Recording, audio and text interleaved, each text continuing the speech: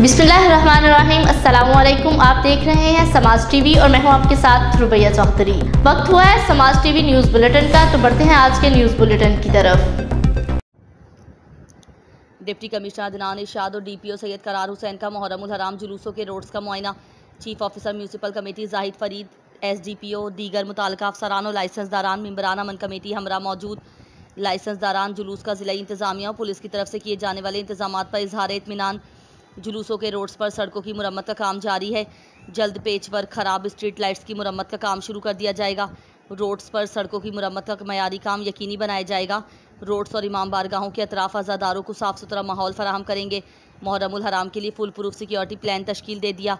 शरपसंदी की रोकथाम के लिए ज़ाब्ता इखलाक पर अमल किया जाए। लाइसेंसदारान जुलूसों की ज़िला इंतज़ामिया को आशूरा मुहर्रम के दौरान मुकम्मल ताबून की यकीन दहानी कराई। मज़ीद खबरों और अपडेट्स के लिए देखते रहें समाज टीवी। शुक्रिया। हमारे चैनल को सब्सक्राइब, लाइक और शेयर करें। हमारी वीडियोस पर राय देने के लिए हमें कमेंट करें या दिए गए नंबर्स पर राब्ता करें।